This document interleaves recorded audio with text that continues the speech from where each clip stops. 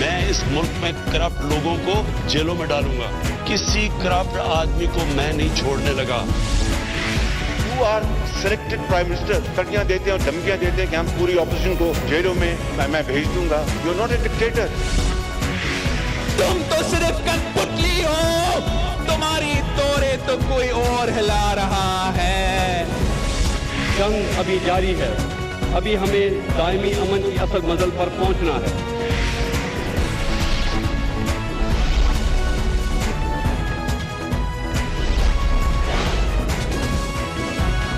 آپ دیکھ رہے ہیں خبروں، تبصروں اور تجزیات پر مبنی پاکستان کا سب سے معتبر نیوز شو دنیا، کامران خان کے ساتھ.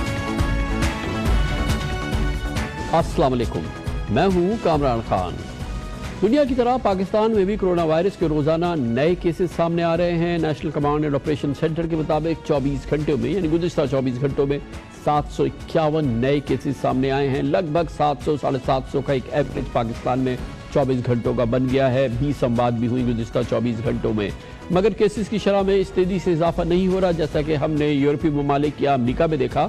پاکستان میں پچھلے 7 دنوں میں 5,500 کے قریب کیسز سامنے آ چکے ہیں. اس کی بڑی وجہ یہ ہے کہ پاکستان میں یومیہ ٹیسٹ کی تعداد میں بھی اضافہ ہوا ہے. پچھلے ایک ہفتے سے روزانہ 6,000 سے زائد ٹیسٹ کیے جا رہے ہیں. یعنی کہ اللہ کے فضل سے اب تک پاکستان میں کرونا مریضوں کی شرح کم و بیش 9% برقرار ہے. آج حکومت سندھ کی جانب سے اور وزیر اعلیٰ مراد علی شاہ نے بہت امپورٹنٹ اعلان کیا. انہوں نے کہا کہ سندھ میں مریضوں کی تعداد میں کمی آئی ہے اور اب سندھ میں جو ٹیسٹ ہو رہے ہیں اس کے حوالے سے جو کنفرم کیسز سامنے آ رہے ہیں وہ تقریباً 8% ہیں. اور یہ بڑی حوصلہ افزا خبر ہے جو آج وزیر اعلیٰ مراد علی شاہ نے شیئر کی ہے. اسی حوالے سے اموات کی شرح بھی لگ بھگ 2% ہے. پاکستان میں رمضان کے حوالے سے بازاروں اور دکانوں میں ایک جانب یہ صورتحال ہے مگر بازاروں میں، دکانوں میں، بلکہ اکثر جگہوں پہ مساجد میں بھی رش دیکھنے کو مل رہا ہے. لوگ بازاروں میں احتیاطی تدابیر اختیار کرتے دکھائی نہیں دے رہے جبکہ موجودہ صورتحال میں احتیاط یقیناً انتہائی لازم ہے. یقیناً کاروباری حضرات کے لیے مشکل وقت ہے، ساتھ ہی صارف بھی پریشان ہیں مگر حل یہی ہے کہ حکومت کی بنائی ہوئی ایس پیز پر حتی الامکان عمل کیا جا سکے ورنہ کہ کیسز کی تعداد میں بہت بڑا اضافہ ہو سکتا ہے. ابھی تک پاکستان میں 1,57,000 کے قریب ٹیسٹ کیے گئے ہیں. مجموعی ٹیسٹ میں سے 14,000 کیسز پازیٹیو آئے ہیں جبکہ 301 اموات ہوئی ہیں. مگر تناسب جو ہے وہ شروع سے اب تک ایک برقرار نظر آتا ہے جس کی وجہ سے ہم بار بار اللہ کے شکر کے ساتھ یہ کہتے ہیں کہ پاکستان میں کرونا قابو سے باہر نہیں ہوا ہے. جمعے کے روز نیشنل کوارڈینیشن کمیٹی کی میٹنگ میں پاکستان میں سمارٹ لاک ڈاؤن کو انٹروڈیوس کرایا گیا تھا اور اس کے ذریعے ٹریکنگ، ٹیسٹنگ اور کوارنٹین کی حکمت عملی کو اپنانے کا فیصلہ کیا گیا تھا. آج اس حوالے سے اسلام آباد میں باقاعدہ ایک پائلٹ پروجیکٹ کا بھی آغاز کر دیا گیا.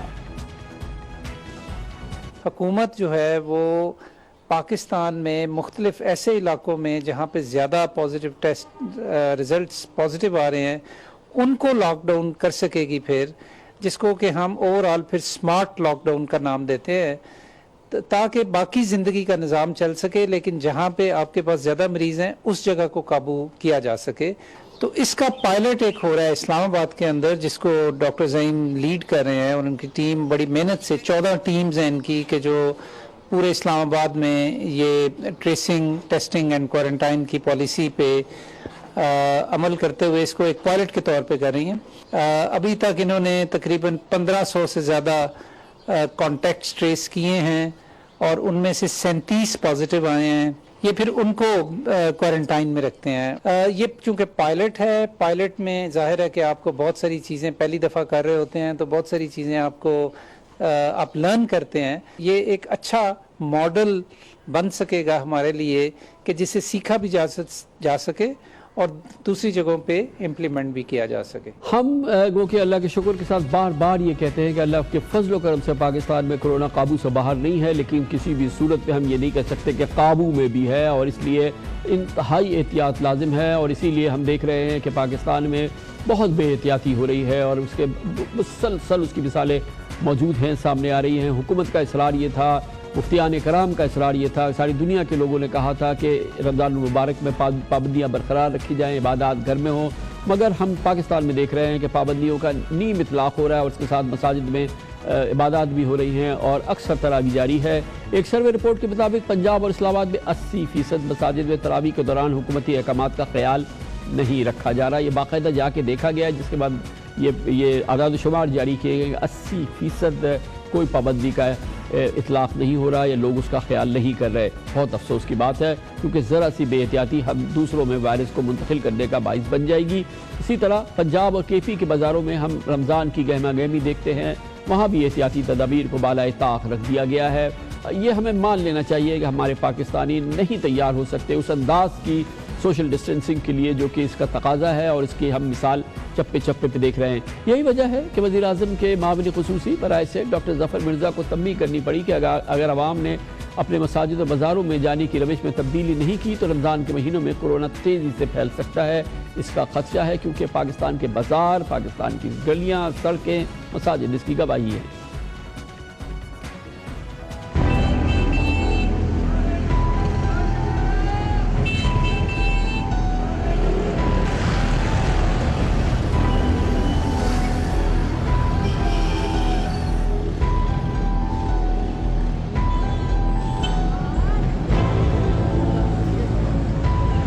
رمضان میں خاص طور پہ افطاری سے کچھ قبل ہمارے بازاروں میں بہت زیادہ رش ہو جاتا ہے. جو ٹرینڈ نظر آیا ہے وہ کوئی بہت حوصلہ افزا نہیں ہے.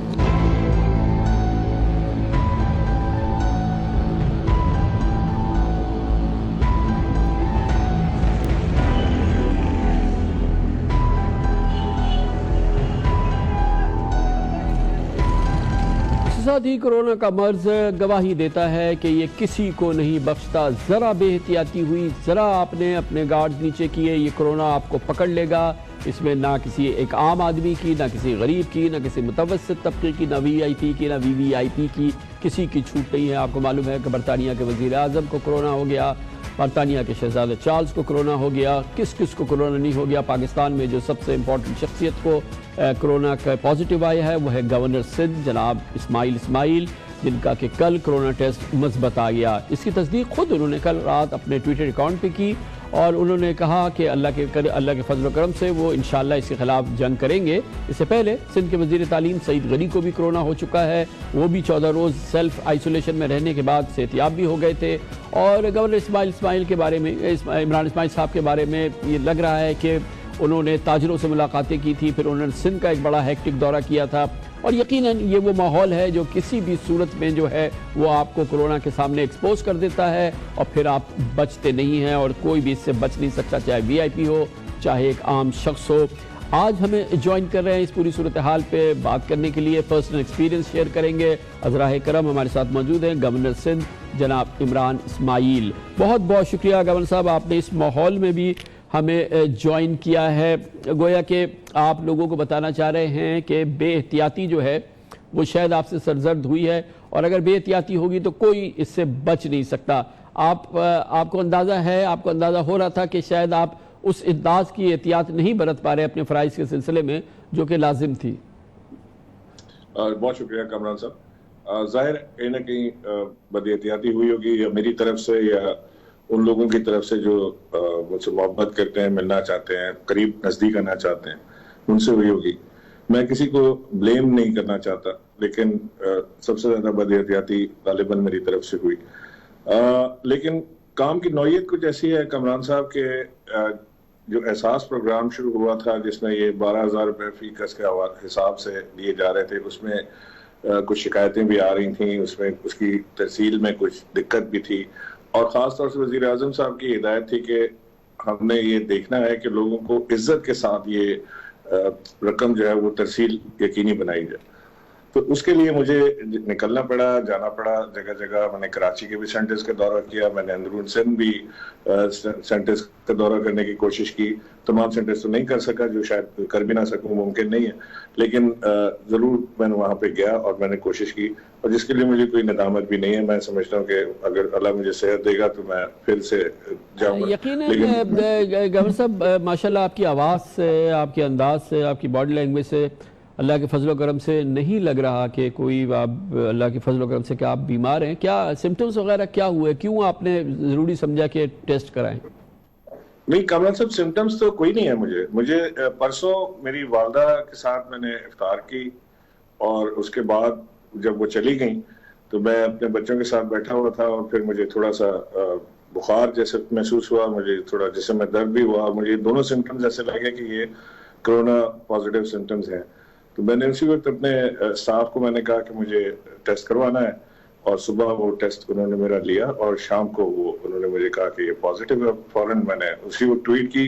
ट्वीट करने का मकसद बुनियादी ये था कि जो मेरे दोस्त अहबाब रिश्तेदार जो मुझसे मिले हैं, इंडस्ट्रियलिस्ट और ट्रेडर्स, जैसा आपने इंट्रोडक्शन में भी कहा, उन सबको भी मुहतात हो जाना चाहिए और अपना टेस्ट उनको फौरी तौर से करा लेना चाहिए। कई बार हमसे बदएहतियाती होती है। अभी आपने जो एक तस्वीर दिखाई जिसमें सारे इंडस्ट्रियलिस्ट मेरे साथ खड़े हैं, जिसमें ऐसे मुनीर और सारे लोग हैं। ऐसे मुनीर साहब खुद अभी लिवर ट्रांसप्लांट, लिवर कह रहा हूँ, किडनी ट्रांसप्लांट करा कर आए हैं और उनका इम्यून सिस्टम बहुत लो है। मैं उनको खुद यहाँ देख के हैरान हो गया था। फिर उसके बाद उन्होंने बड़े नज़दीक खड़े होकर तस्वीर भी खिंचाई, जो उनकी अपनी सेहत के लिए मुश्किल साबित हो सकता है। अल्लाह उन्हें भी सेहत दे। मैं अपने तमाम दोस्तों से और लोगों से ये रिक्वेस्ट करूंगा कि ये एक बड़ा ही पेनफुल मरहला होता है कामरान साहब, जो मैंने एक्सपीरियंस किया कि जब मुझे ये पॉजिटिव आया और मुझे फौरन ख्याल आया कि मेरी वालदा के साथ मैंने पूरा दिन गुजारा है कल, और कहीं उनको ना हुआ हो, तो वो जब तक उनका टेस्ट नहीं हो गया और जब तक उसका रिजल्ट नहीं आया, that was a very painful time. अल्हम्दुलिल्लाह आपकी वालदा खैरियत से हैं? जी, वालदा, मेरी बीवी, बच्चे, सब बहन भाई, सबका माशाल्लाह बिल्कुल ठीक आया टेस्ट, तो उसमें कोई चीज़ नहीं। बल्कि मेरे स्टाफ भी जो मेरे साथ यहाँ ज़्यादा नज़दीक मेरे होता है, उनका भी मैंने टेस्ट करा लिया था, तो वो लोग भी अल्हम्दुलिल्लाह सब नेगेटिव आए। तो अब आप 14 दिन जो है वो आप काम से अलहदा रहेंगे और जाहिर है कि आइसोलेशन में गुजारेंगे? जी कामरान साहब, इरादा तो मेरा ये है कि मैं कोई 4-5 दिन के बाद दोबारा एक टेस्ट और करा लूँ, जो मेरे डॉक्टर्स भी मुझे रिकमेंड कर रहे हैं कि एक टेस्ट दोबारा होना चाहिए। सिंगल टेस्ट पे कोई इतना ज़्यादा चलता नहीं मामला, लेकिन मैं 4-5 दिन बाद दोबारा कराऊंगा और उसके बाद देखते हैं, अगर अल्लाह ने चाहा नेगेटिव आया तो फिर मैं रिज्यूम करूंगा। बट मैं चाह रहा हूँ कि इसमें गैप जरूर दूँ। आप अपनी फैमिली और अपने स्टाफ का भी दोबारा कराएंगे? क्योंकि बाज़ मेडिकल एक्सपर्ट्स ये भी कहते हैं कि हो सकता है कि आपने जो है वो वायरस जो है वो ट्रांसफ़र किया हो, लेकिन वो मैनिफेस्ट नहीं होता इनिशियल टेस्ट के अंदर, अनटिल के अगर वो नेज़ल टेस्ट कर रहे हैं तो वो तो बिल्कुल नहीं होता। अगर वो आप जो हलक के थ्रू किया जाता है वो करें तो शायद होता है। फिर दोबारा टेस्ट कराना होगा चेक करने के लिए कि खुदा न खास्ता ट्रांसफ़र तो नहीं हो गया वायरस। आप मुमकिन है ऐसा हो, ये इस बात मुमकिनात हैं इस चीज़ की जो आपने कहा अभी, तो मैं कोशिश करूंगा 4-5 दिन बाद दोबारा करा लूं। लेकिन अगर किसी को सिम्टम ना हो तो इसमें कोई इतनी घबराने और परेशानी वाली बात नहीं है, वो ना करें, बल्कि उन लोगों के लिए टेस्ट की गुंजाइश छोड़ दें जिनको उस वक्त जरूरत है और टेस्ट मुयसर नहीं है, क्योंकि कैपेसिटी लिमिटेड है हमारी टेस्टिंग की। अल्लाह ताला आपको सेहत दे और जल्द से जल्द सेहत दे। बहुत बहुत शुक्रिया। गवर्नर इमरान इस्माइल साहब हमारे साथ मौजूद थे, अपना पर्सनल एक्सपीरियंस शेयर कर रहे थे ताकि लोगों को पता चले कि किस माहौल में कोई बख्शिश नहीं है। अगर आपने ज़रा एक्सपोज हुए कोरोना आपको लग जाएगा। कमर्शियल ब्रेक, उसके बाद जिक्र करेंगे कोरोना के हवाले से पूरी दुनिया की तड़प है, पहली ख्वाहिश है, पहली तरजीह है किसी तरह से कोरोना की वैक्सीन निकले। इस सिलसिले में बहुत पॉजिटिव खबर आई है। ऑक्सफोर्ड यूनिवर्सिटी ने इसके जो साइंटिस्ट हैं वो इस हवाले से बड़ी जाफिशानी से काम कर रहे हैं और वो करीब पहुंच रहे हैं किसी वैक्सीन के। ये सबसे पॉजिटिव खबर है कोरोना के हवाले से, आपके साथ शेयर करते हैं एक छोटे से वक्फे के बाद।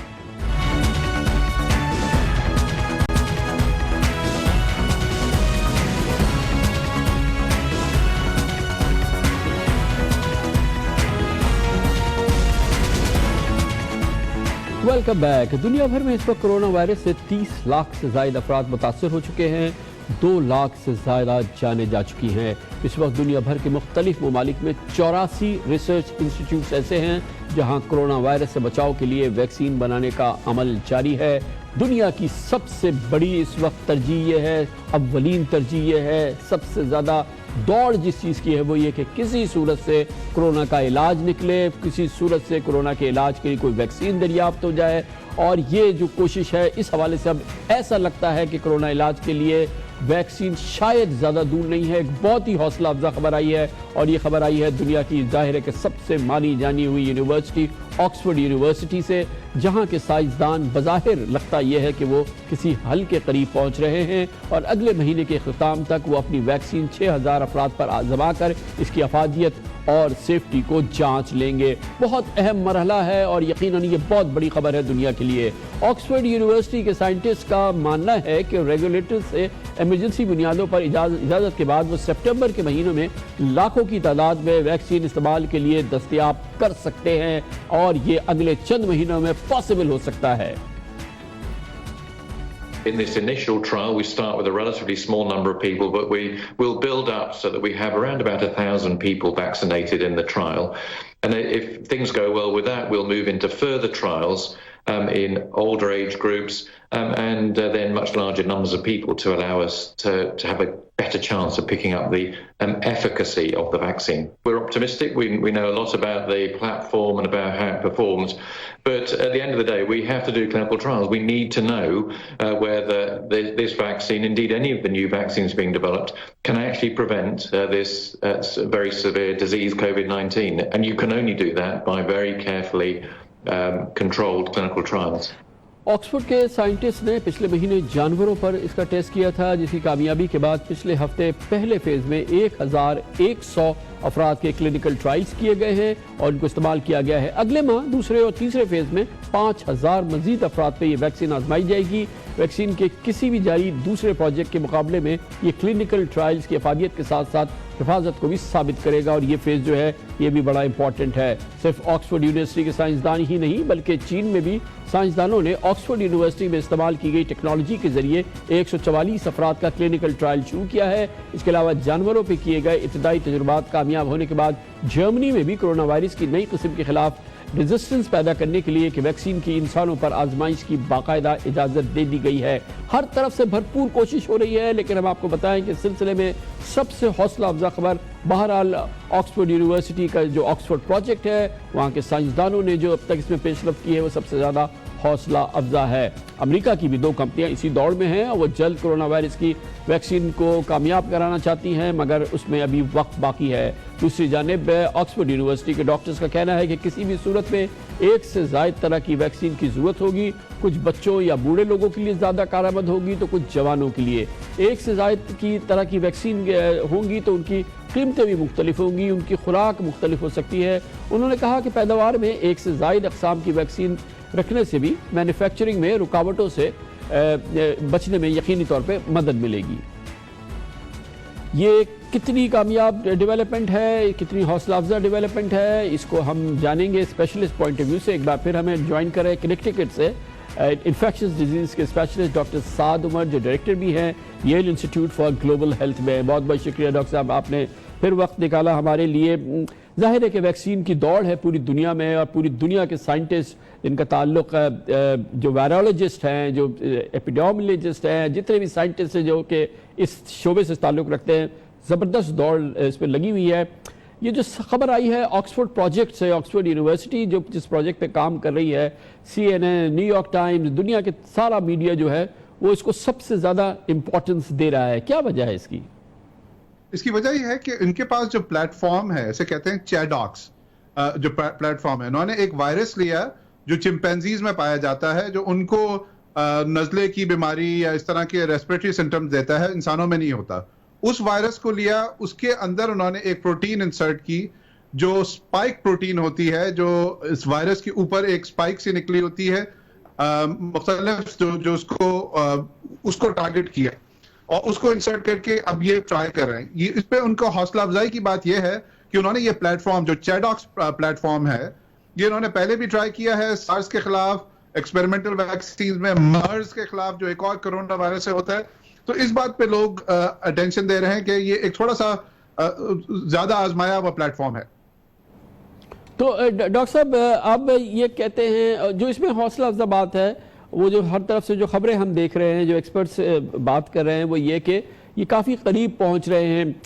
یہ کیونکہ یہ یو کے میں کام کر رہے ہیں، یہ آکسفورڈ کے سائنٹسٹ ہیں، یہ چاہیں تو اسے FDA اپروول کے لیے بھیجیں امریکہ میں یا نہ بھیجیں اور اس کو لانچ کر دیں اس کی جب بھی، یعنی کہ وہ اس قابل ہے کہ ان کو اس کی کمرشل پروڈکشن ہو جائے یا اس کی وائڈ اسپریڈ جو اس کو جو ہے استعمال کیا جا سکے، تو یہ ہو سکتا ہے اگلے چند مہینوں میں. جی بالکل. جو صورتحال ہے اس کو جس طرح میں ڈسکرائب کروں گا وہ ہوگا محتاط پر امیدی، کاشیس آپٹمزم. بہت زیادہ پر امیدی کی بات ہے، پر مرحلے کافی اور بھی باقی ہیں. ان میں سے ایک یہ ہے کہ جب ٹرائل ہم کرتے ہیں تو بہت چیزیں سامنے آتی ہیں. تو چونکہ یہ آزمایا ہوا پلیٹ فارم ہے تو اس لیے لوگوں کو زیادہ اس کے بارے میں ایکسائٹمنٹ ہے. جو آپ نے اپروول کی بات کی کہ آثار یوزلی جو اس طرح کی ویکسین ہوتی ہیں ان کو 2-3 جگہ پہ اپروول کے لیے بھیجا جاتا ہے. تو FDA جو ہے US میں وہ ایک بڑی ایجنسی ہے جس کے پاس عمومی طور پہ بھیجا جاتا ہے, لیکن اس کے بعد ایک اور پروسیس آتا ہے. چونکہ پہلی 1-2 ایجنسی سے جب اپروول ہو جاتی ہے تو عالمی ادارہ صحت یعنی WHO کے پاس پھر جاتے ہیں تو پری کوالیفائی کراتے ہیں اس بات پہ کہ WHO پھر اس پہ ڈیٹا دیکھ کے اس پہ اپنی مہر لگاتی ہے کہ چلیں یہ ایک صحت مند اور بااثر ویکسین ہے. پھر جو ہے باقی ملکوں میں پھر اس کا اپروول کا جو راستہ ہے وہ بہت زیادہ آسان ہو جاتا ہے, کیونکہ 1-2 ملکوں نے دیکھا ہوتا ہے, WHO نے دیکھا ہوتا ہے, تو پھر زیادہ تر ملک اتنا ڈیٹیل ریویو نہیں کرتے, پھر وہ سپیڈ اپ ہو جاتا ہے. ڈاکٹر صاحب یہ فرمائیے گا کہ یہ تو ایک ہے, اس کے علاوہ بھی دنیا میں بڑی ایفرٹ ہو رہی ہے, جرمنی میں بڑی ایفرٹ ہو رہی ہے, چائنا میں ہو رہی ہے, US میں جیلیٹ کمپنی نے کی مگر شاید وہ اتنی کامیاب نہیں ہوئی, لیکن US میں اور بڑی ایفرٹس ہو رہی ہیں. کوئی اور ہے جو یہ ایفرٹس میں جس میں کوئی پرومس نظر آ رہا ہو؟ دیکھیں تقریباً 7 سے لے کر 9 جو پروڈکٹس ہیں ان میں زیادہ جو ایڈوانس لیول پہ ہیں کہ جن میں امید نظر آ رہی ہے, اور اس میں سب سے بڑی حوصلہ افزا بات یہ ہے کہ جتنا زیادہ آپ کا ڈینومینیٹر ہوگا, جتنا زیادہ آپ کے پاس جو ایڈوانس پروڈکٹس ہوں گی, اتنا زیادہ آپ کا چانس ہے کہ 1 یا 2 یا 3 ان میں سے سامنے آئیں گے کہ جس کو دنیا بھر میں اسکیل اپ کیا جا سکے. فار ایگزامپل ایک ہے mRNA ویکسین ہے جو سب سے شروع میں شروع ہوئی تھی, وہ ابھی بھی ٹرائل میں جا رہی ہے. اس کے ابھی تک تو آثار حوصلہ افزا ہیں لیکن کافی مرحلے باقی ہیں. ایک اور جو چیز کی گئی ہے اس چیز کو دیکھتے ہوئے ایک تھوڑی سی پرانی ٹیکنالوجی کو بھی انہوں نے اس مکس میں ڈالا ہے, جو ایک ہمارے ہاں ہیپیٹائٹس بی کی پاکستان میں بھی استعمال ہوتی ہے ویکسین, وہ کہتی ہے ریکامبیننٹ ویکسین. ایک جو پروڈکٹ اس ٹیکنالوجی کو اپنا رہے ہیں کیونکہ وہ ٹرائیڈ اینڈ ٹیسٹڈ ہے, تو جہاں نئی ٹیکنالوجی, جہاں مڈ لیول طور پہ نئی ٹیکنالوجی, اسی طرح تھوڑی پرانی ٹیکنالوجی کو بھی اس مکس میں ڈالا گیا ہے تاکہ اگر نئی ٹیکنالوجی اتنی زیادہ سامنے نہ آئے سکسیس کے لحاظ سے, تو تھوڑی ٹرائیڈ اینڈ ٹیسٹڈ ٹیکنالوجی کو بھی آزمایا جائے. تو سب سے حوصلہ افزا بات یہ ہے کہ ایک ویرائٹی آف ٹیکنالوجیز کو استعمال کیا جا رہا ہے ویکسین ڈیولپ کے لیے. Thank you so much. Doctor Saad Umar ہمارے ساتھ موجود تھے, director Yale global institute of health, specialist ہیں ایپیڈیمیولوجی کے اور ان تمام امور سے جن کا تعلق ہے اس وائرس کے ساتھ ہے. خبر سے بریک لیتے ہیں, اس دوران آپ نیوز ہیڈ لائن دیکھیں گے. ہم واپس آئیں گے تو پاکستان میں کووڈ-19 یعنی کرونا وائرس کے جو اثرات, جو اس کی چیلنجز پیدا کیے ہیں پاکستان کی معیشت کے لیے, کاروبار کے لیے, اس کا حل کیا ڈھونڈا جا رہا ہے, حکومت کے پاس روڈ میپ کیا ہے, بجٹ میں کیا آئے گا, اور کیا پاکستانیوں کے لیے, کاروبار کے لیے, معیشت کے لیے ہمارے پاس اس کا خاکہ ہے, وہ ہمارے ساتھ شیئر کریں گے وزیر اعظم کے معاون برائے finance and revenue doctor Hafeez شیخ ایک چھوٹے سے وقفے کے بعد.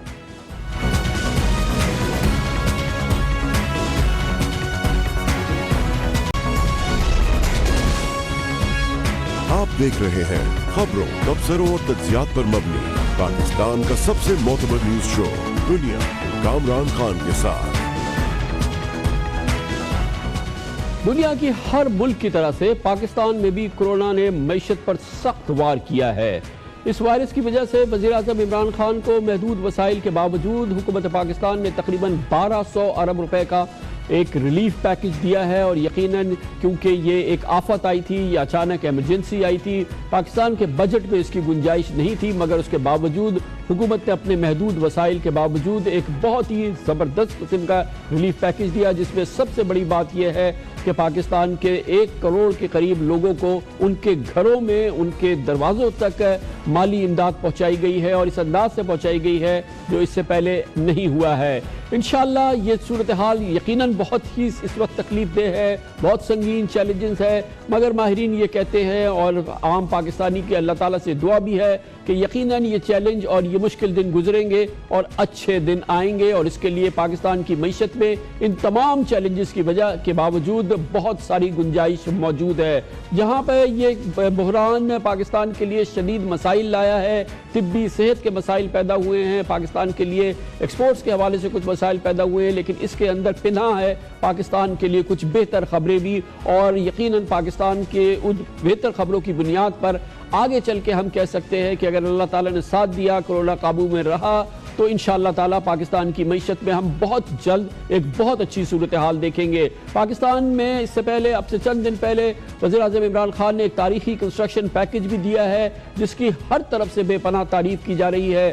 گرتی ہوئی شرح سود میں مہنگائی کی مسلسل کمی سامنے آ رہی ہے. شرح سود مسلسل گر رہی ہے جس میں امکان یہ ہے کہ مزید گرے گی, جو پاکستان کی معیشت و کاروبار کے لیے شاید سب سے شاندار خبر ہے. دوسری جانب عالمی منڈی میں تیل سستا ترین ہو گیا ہے اور پاکستان کے امپورٹ بل میں نہ صرف یہ کہ تیل سستا ہونے سے دوسری کموڈیٹیز کے سستا ہونے سے بہت بہتری آئے گی اور پاکستان کے لیے یہ ایک بہت ہی مناسب اور بہت ہی ضروری اور وقت کے لحاظ سے ایک بہت بڑی خدائی مدد ہے جو کہ اس پوری صورتحال میں نظر آ رہی ہے. دوسری جانب عالمی مالیاتی ادارے دنیا کی خراب ہوتی ہوئی معاشی صورتحال کی وجہ سے ہم جیسے ممالک کے ترقی پذیر ممالک اور غریب ممالک کے حوالے سے ان کی ہمدردی نمایاں ہے اور وہ ان ملکوں کی مدد کرنے کے لیے سامنے آ رہے ہیں. یہی وجہ ہے کہ پاکستان جس پر بین الاقوامی قرضوں کا ایک بہت بڑا دباؤ ہے اس کو واضح اشارے مل رہے ہیں کہ جو دنیا کے بڑے ممالک ہیں یا مالیاتی ادارے ہیں وہ اس پورے ماحول کو بہت ہی ہمدردانہ دیکھ رہے ہیں, جو پاکستان کے لیے یقیناً ایک بہت ہی ایک سہل خبر ہے. اسی دوران ایک بہت بڑا چیلنج جو سامنے آ رہا ہے جس سے بنے گا پاکستان کا آگے کا راستہ وے فارورڈ, اور وہ یہ ہے کہ آئندہ چند ہفتوں میں وفاقی بجٹ پیش ہونا ہے جو ایک بہت بڑا چیلنج ہے وزیر اعظم کی معاشی ٹیم کے لیے اور وزیر اعظم کی حکومت کے لیے. یہ کرونا بجٹ ہوگا اور یہ آ رہا ہے اس وقت جب گزشتہ سال جب پاکستان میں ٹیکسز کا ٹارگٹ 5,500 ارب رکھا گیا تھا, اس میں کرونا کی وجہ سے بے پناہ کمی آئی ہے. تقریباً 1,500 ارب روپے کی اس میں کمی کا امکان ہے اور اس کمی کے ساتھ نئے سال کا بجٹ تشکیل دیا جا رہا ہے جو یقیناً ایک جوئے شیر لانے سے کم نہیں ہے کہ اس پورے ماحول میں کیسے ایک مستحکم بجٹ بنایا جائے جو معیشت کو بھی چلائے, جو کاروبار کو بھی چلائے, جو حکومت کی آمدن کو بھی برقرار رکھے اور پھر پاکستان میں دستاویزی معیشت کا جو ایک سفر شروع ہوا ہے اس میں کمی نہ پیدا ہو. یہ بہت سنگین معاملات ہیں, سنگین چیلنجز ہیں. اس کے لیے ہم نے آج دعوت دی ہے اس پہ گفتگو کرنے کے لیے. وزیر اعظم کی معاشی ٹیم کے کپتان ہیں اور بہت ہی مستعدی سے پچھلے 1.5 سال سے پاکستان کی معیشت کو ایک اپیہ چلا رہے ہیں, اس کو اسٹیئر کر رہے ہیں. ہمیں جوائن کر رہے ہیں وزیر اعظم کے مشیر خاص برائے finance and revenue doctor Abdul Hafeez شیخ.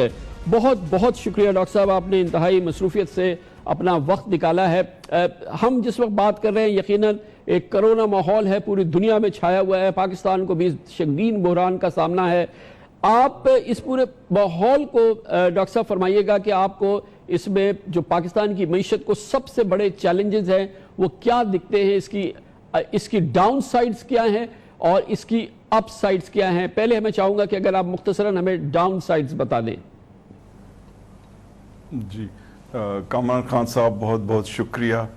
دیکھیں کرونا وائرس کے بارے میں بات کرنے سے پہلے میں آپ کو یہ بتاؤں کہ ہماری جو معیشت تھی کرونا وائرس سے پہلے کس انداز میں ایک مستحکم اور اچھی ڈائریکشن میں جا رہی تھی. پہلی چیز تو یہ تھی کہ جب یہ حکومت آئی تو ایک بحرانی کیفیت تھی اور ہمارے پاس ڈالرز کی کمی تھی اور ہمیں ارے قرض جو تھے بیرونی اور ڈومیسٹک وہ بہت زیادہ تھے.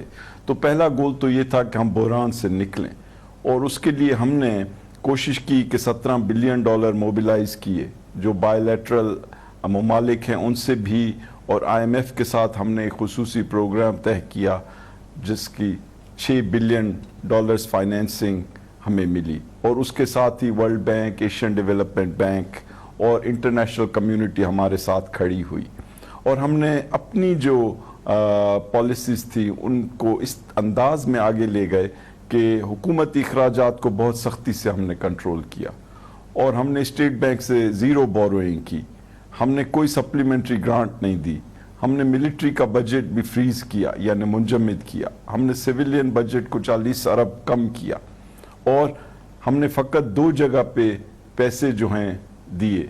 ایک وہ کہ اپنے بزنسز کو ہم کس طرح سے مراعات دیں کہ وہ ایکسپورٹس کر سکیں, اور دوسرا جو ہمارے کمزور ترین طبقے ہیں ان کے لیے ہم نے ایک تاریخی پیکیج دیا 180 ارب روپے کا, اور ساتھ ہی ساتھ ہم نے پروونسز کو, صوبوں کو اپنے تاریخ میں سب سے زیادہ رقم دی.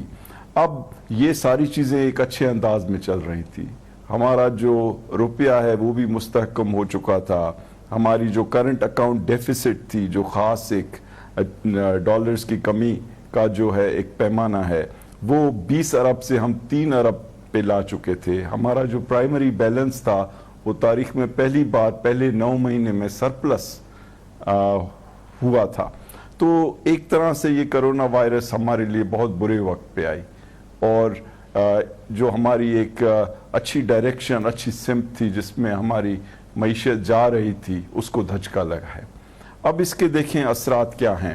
پہلی چیز تو یہ ہے کہ کرونا وائرس نے دنیا میں تقریباً کوئی 30 لاکھ لوگوں کو ابھی تک متاثر کیا ہے، اور کوئی 2 لاکھ لوگ جو ہیں ان کی ڈیتھ بھی ہوئی ہے. پاکستان میں تقریباً 15,000 لوگ متاثر ہوئے ہیں، تقریباً 300 ڈیتھس ہوئی ہیں، اور ملک کے مختلف حصوں میں ایک طرح کا لاک ڈاؤن ہے یا اکنامک ایکٹیویٹی میں کمی آئی ہے. اب آپ یہ سوچیں کہ اس سے کیا کیا چیزیں ہیں جو نیگیٹیولی متاثر ہو رہی ہیں. پہلی چیز تو جو گلوبل اکانومی ہے، یعنی ساری دنیا کی جو معیشت ہے، اس میں کوئی 3% کانٹریکشن ہوگی. اس کا مطلب ہے کہ ہمارے ایکسپورٹس جو ہیں ان کی ڈیمانڈ میں کمی ہوگی. دوسری جانب جو ہمارے ریمیٹنسز ہیں، ہمارے لوگ ایسے ملکوں میں کام کر رہے ہیں جیسے US ہے، UK ہے، یا گلف کے ممالک ہیں، خلیج کے ممالک، جہاں پر اکنامک ایکٹیویٹی بہت کم ہوئی ہے، اور اس شدید کمی کی وجہ سے ان کی جو مالی حیثیت ہے وہ متاثر ہوگی، اور ہماری جو ریمیٹنسز ہیں اس میں کمی آئے گی. پھر ہماری جو ٹیکس کلیکشن ہے، جو بہت ہی ایک ضروری چیز ہے اس ملک کی خودداری کے لیے اور اس ملک کے لوگوں کو وہ چیزیں مہیا کرنے کے لیے جو ان کی ضرورت ہیں، خصوصی طور پہ پینے کا پانی، رہنے کی جگہ ہیں، میونسپل سروسز، صحت، تعلیم، national security, police services, roads, bridges, dams, یہ سب چیزیں اس وقت بن سکتی ہیں جب ہماری ٹیکس کلیکشن جو ہے اچھی ہو.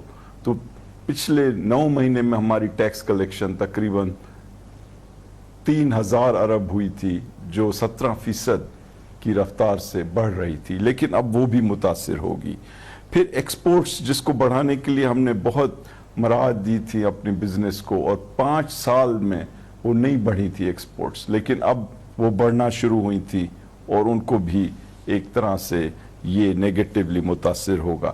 تو جو اس وقت اندازہ لگایا جا رہا ہے مختلف ایسٹیمیٹ سے، تو ہم یہ سمجھتے ہیں کہ ہماری اکانومی، جو ٹوٹل اکانومی ہے جس کو GDP بھی کہا جاتا ہے، وہ 3% بڑھنے جا رہی تھی، لیکن اب اندازہ یہ ہے کہ یہ 1 سے 1.5% کانٹریکٹ ہوگی بڑھنے کے. تو اس کی وجہ سے یقیناً جو آپ نے یہ تصویر دکھائی ہے، یہ اس میں کوئی شک نہیں ہے، بہت ہی سخت ترین چیلنجز ہیں. مگر عجب ماحول ہے دنیا کے، ہم ان چند ملکوں میں شامل ہیں جو اس کرونا کے کچھ پازیٹیو مثبت اثرات بھی دیکھ سکتے ہیں، اور ہم پتہ نہیں، اللہ تعالیٰ کا یقیناً کرم ہے کہ ہم جہاں پہ یہ سنگین ترین چیلنجز جو آپ نے سامنے رکھے ہیں وہ ہمارے سامنے ہیں، لیکن ہمارے پاس کچھ اپ سائڈ بھی نظر آ رہی ہے اللہ کے فضل سے. آپ اس سے ایگری کریں گے، اور وہ کیا کیا ہے آپ کے نزدیک؟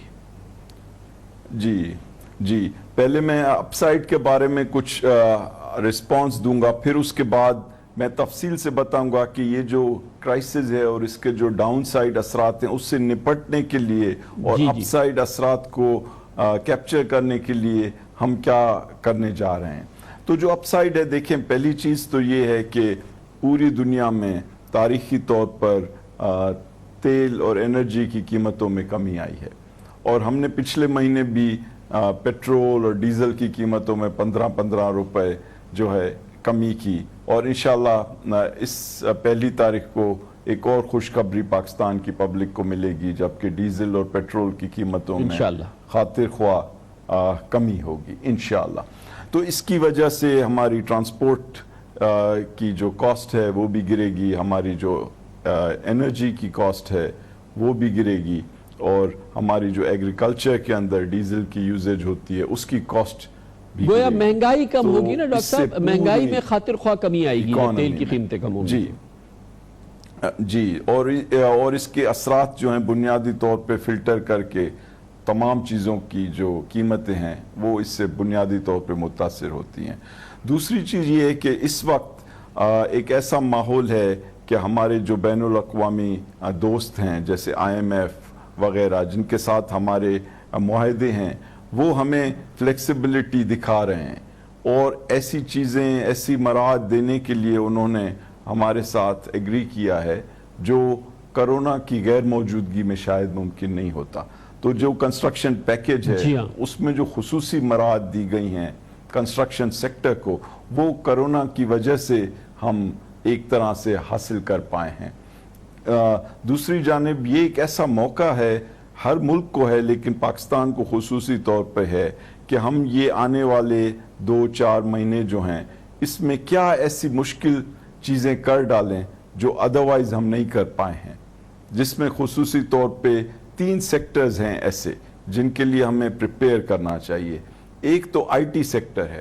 دیکھیں IT سیکٹر جو ہے وہ کم سے کم متاثر ہوگا کرونا وائرس سے کیونکہ یہ بنیادی طور پہ ویسے ہی گھروں میں کیا جاتا ہے یا ایسے دفاتر میں کیا جاتا ہے جس میں بہت زیادہ پبلک سے انٹرفیس نہیں ہوتا.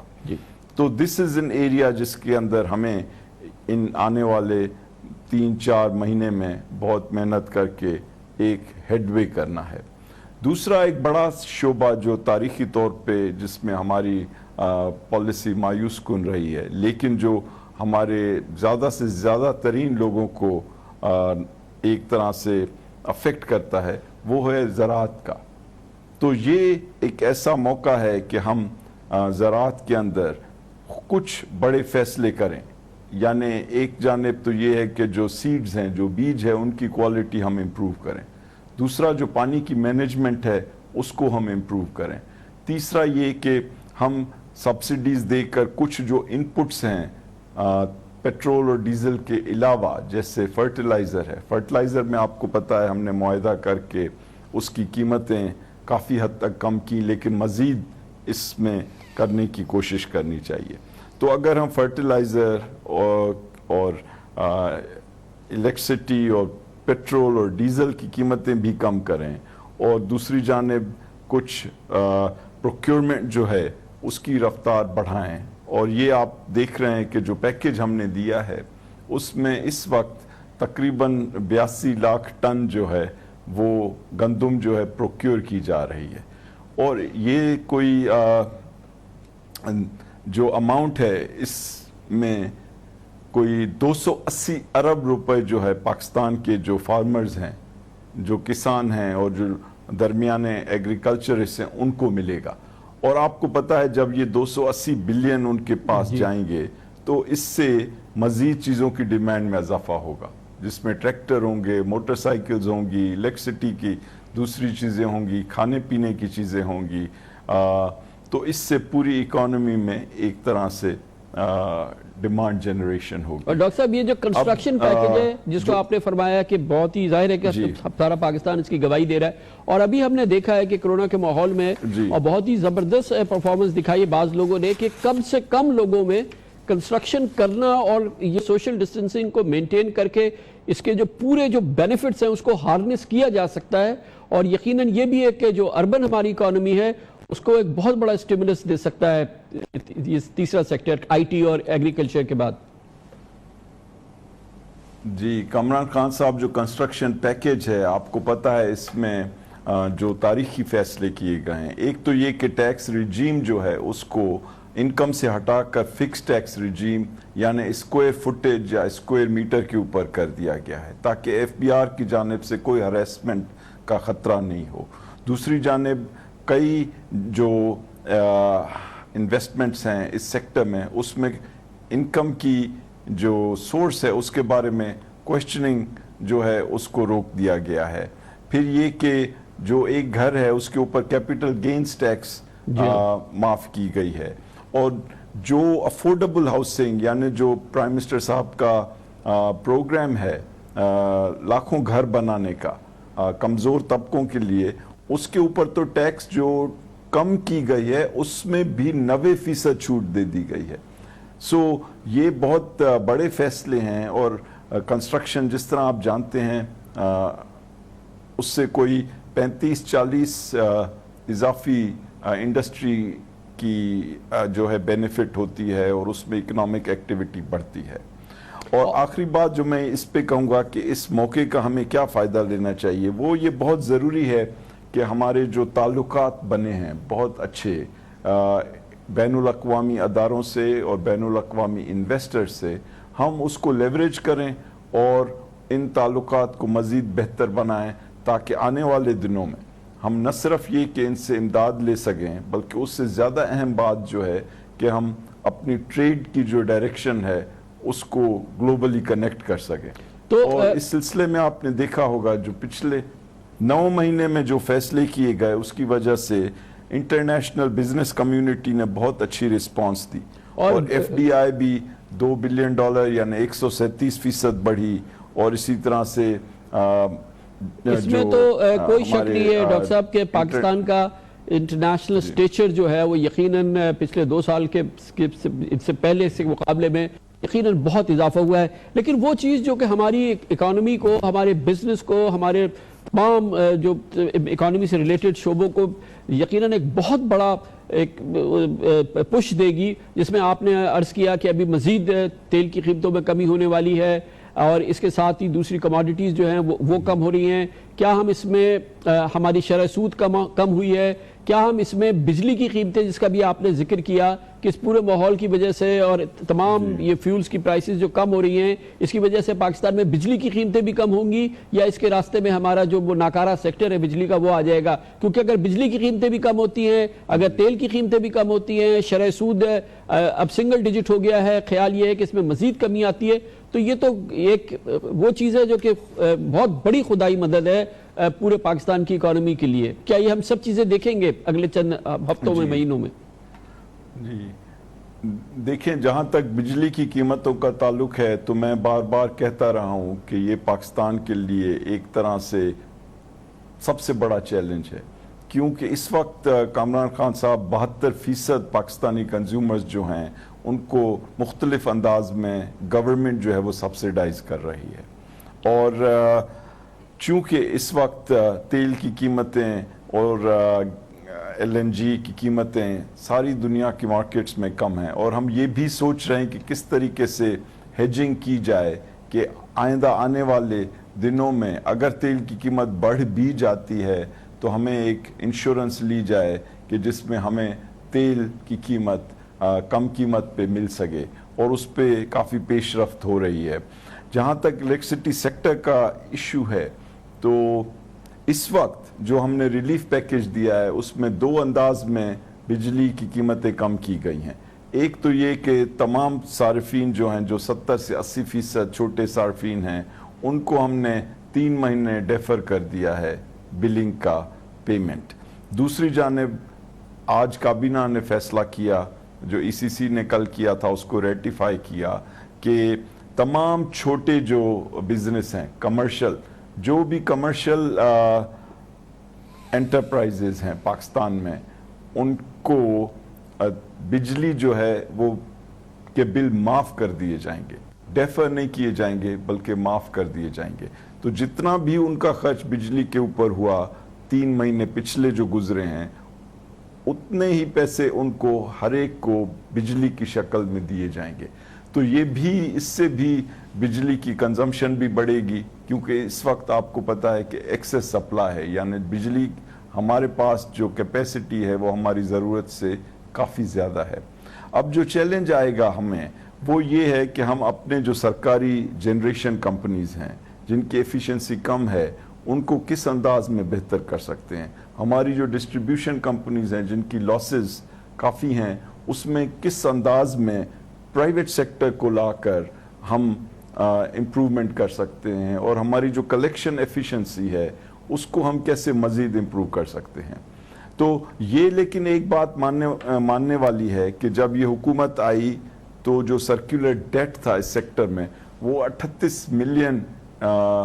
38 ارب ہر مہینے بڑھ رہا تھا، لیکن اس حکومت کی کوششوں کی وجہ سے وہ اب جو ہے اس کے بڑھنے کی رفتار جو ہے 38 سے کم. لیکن ڈاکٹر صاحب یہ جو سرکاری شعبے میں بجلی ہے کا جو سیکٹر ہے وہ تو اس میں تو کچھ نہیں ہوا ہے پچھلے 18 مہینے میں، دوسری جگہوں پہ بہت کچھ ہوا ہے، لیکن یہ تو شعبہ جو ہے یہ تو کہ ناکامی کی تصویر ہے. یہ جینکوز اسی طرح سے بلیڈ کر رہی ہیں، یا آپ کے جو بجلی کے کارخانے ان کی انیفیشنسیز وہی ہے، آپ کے جو ایریئرز ہیں وہ ویسے کے ویسے ہی کھڑے ہیں، اور جو لیکیجز ہیں وہ اپنی جگہ کھڑی ہیں. اگر یہ سرکاری شعبے میں بجلی کا جو سیکٹر ہے اس میں اصلاحات آتی ہیں پچھلے 18 مہینے میں، اور قابل ذکر اصلاحات آتی، تو آج ہم اس صورتحال میں نہیں ہوتے. آج ہم اپنے صارف کو جو دنیا کی مہنگی ترین بجلی خرید رہا ہے، اور اس پورے ماحول میں ہم اس کی قیمت آدھی نہیں تو 1/4 تو کم کر ہی دیتے ہیں. دیکھیں میرے خیال میں اس شعبے میں کافی بہتری آئی ہے، لیکن جو بیس تھی، جو خرابیوں کی بیس ہے، اتنی زیادہ ہے کہ یہ واضح طور پہ شاید نظر نہیں آ رہی ہو. دوسرا یہ کہ کئی پرانے کانٹریکٹس ہیں جس کے تحت جو را مٹیریل ہے ان کا وہ طے ہے، تو یہ بھی ایک طرح سے دقت بنی ہوئی ہے. پھر کچھ ایسے کانٹریکٹس ہیں مختلف آئی پی پیز کے ساتھ جن کے بارے میں بھی آپ کو پتہ ہے کہ اس میں تو ڈاکٹر صاحب اب ان سے ایک رپورٹ آئی ہے، ان سے بات چیت شروع ہوئی ہے. Do you see light at the end of the tunnel کہ آئی پی پیز کے ساتھ بہرحال کچھ لے دے کی بنیاد پہ کوئی کہیں جا کے یہ معاملہ سیٹل ہونا تاکہ ہم آگے بڑھیں؟ آپ کو کچھ اس میں ٹھوس امید نظر آتی ہے؟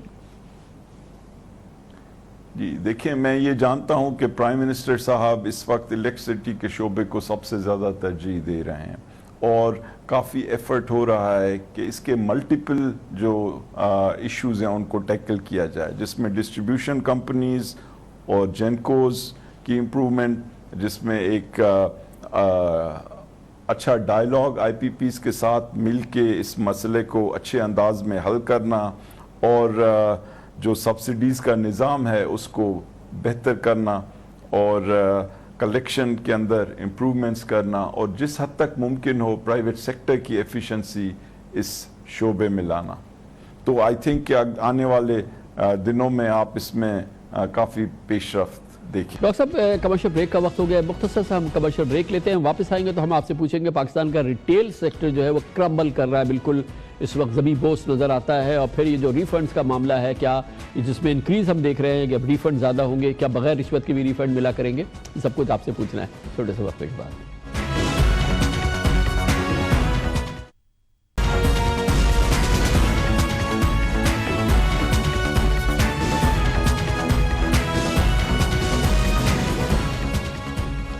Welcome back.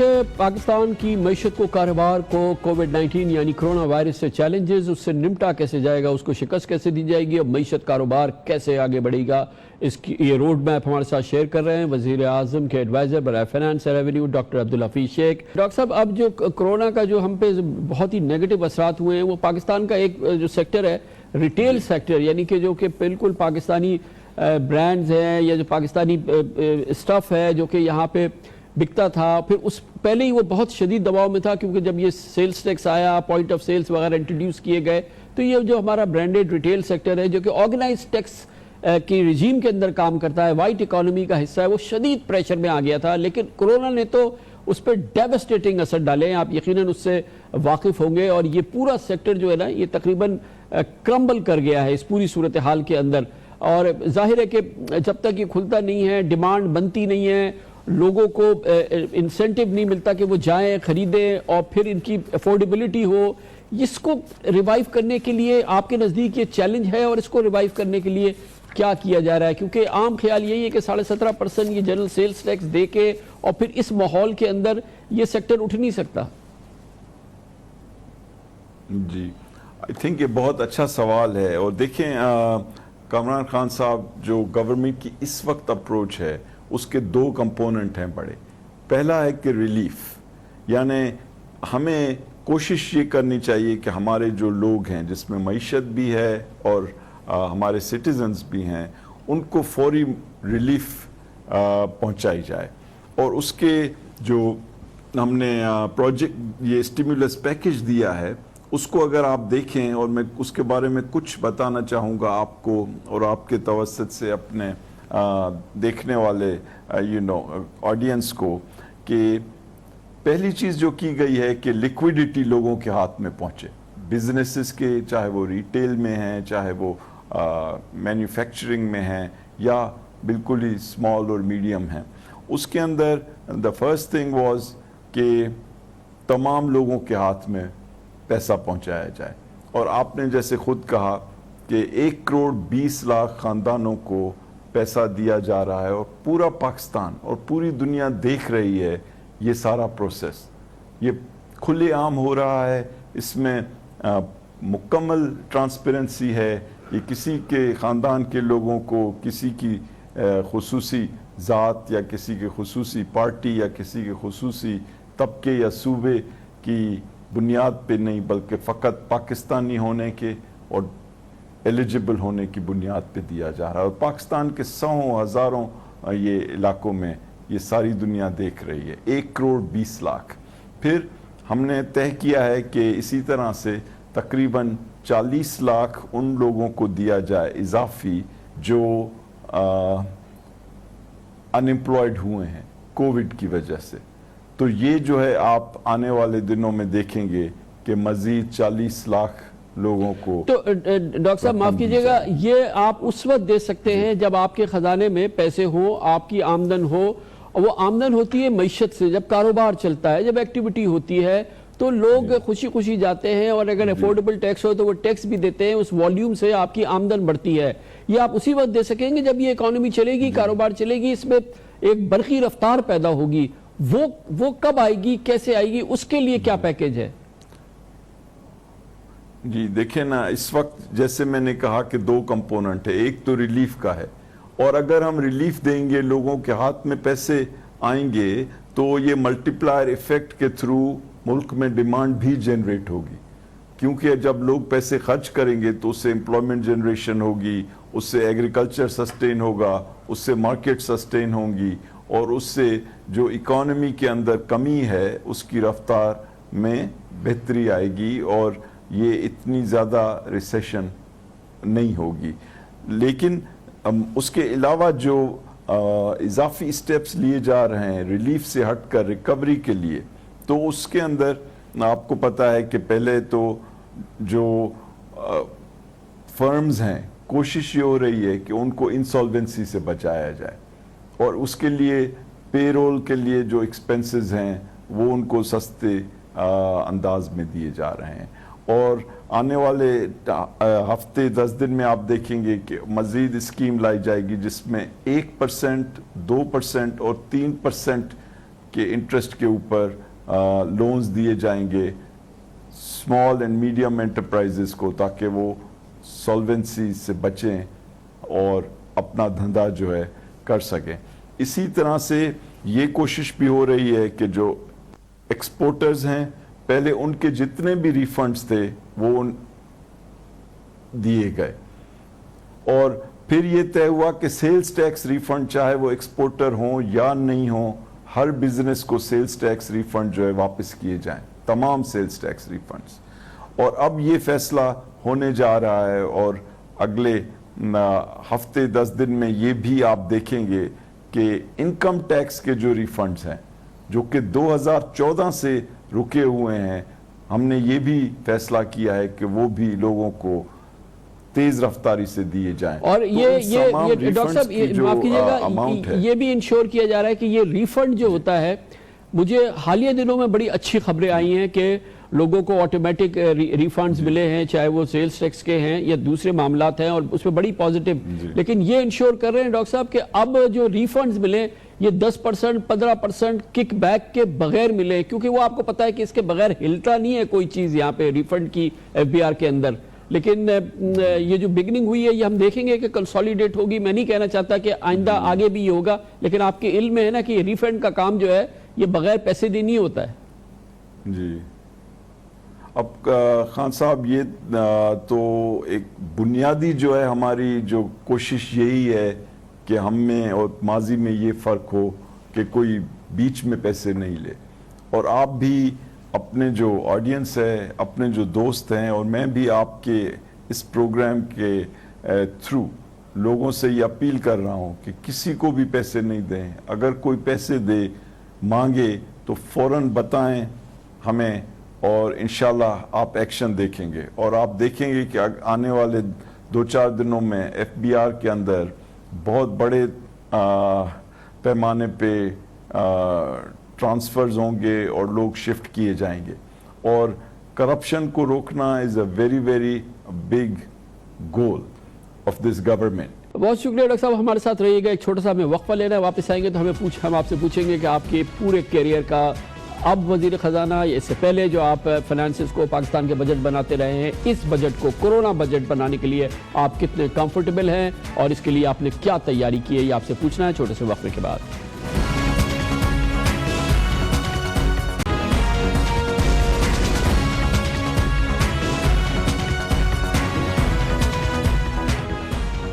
Welcome back. Corona virus نے پاکستان کی معیشت کے لیے, کاروبار کے لیے جو چیلنجز بنائے ہیں, جو سخت ترین مشکلات اور چیلنجز پیدا کیے ہیں, اس کو کیسے شکست دے گی حکومت, اس کے لیے کیا کیا تیاریاں کی ہیں, اس کو بہت تفصیل سے ہمارے ساتھ شیئر کر رہے ہیں وزیر اعظم کے ایڈوائزر برائے finance and revenue doctor Abdul Hafeez Sheikh. Doctor صاحب, اب سب سے اہم معاملہ آپ کے سامنے ہے. آئندہ چند ہفتوں میں آپ نے بجٹ بنانا ہے. یہ آپ نے ماشاءاللہ کئی بجٹس بنائے پاکستان کے لیے. یہ بجٹ جو ہے یہ موسٹ ایکسٹراڈنری سچویشن ہے. یہاں پر آپ جو نارمز ہیں اس کو شاید فالو نہیں کر سکتے. یہاں آپ کو ایکسٹراڈنری میجرز لینے ہیں, اکانومی بھی چلانی ہے, آمدن بھی بڑھانی ہے, ملٹی لیٹرل ایجنسیز IMF کو بھی آن بورڈ رکھنا ہے. یہ آپ کی زندگی کا سب سے بڑا چیلنج ہے. کتنی تیاری ہے اس کے لیے اور کب لا رہے ہیں بجٹ میں سے بائی دا وے, اور اس کے لیے کیا کیا ہم ایکسپیکٹ کر سکتے ہیں؟ جی دیکھیں, اس وقت جو ٹائم ٹیبل ہم نے طے کیا ہے کہ یہ جون کے پہلے ہفتے میں بجٹ لایا جائے, اور اس کے لیے ہم 3-4 جو بڑے پرنسپلز ہمیں گائیڈ کریں گے.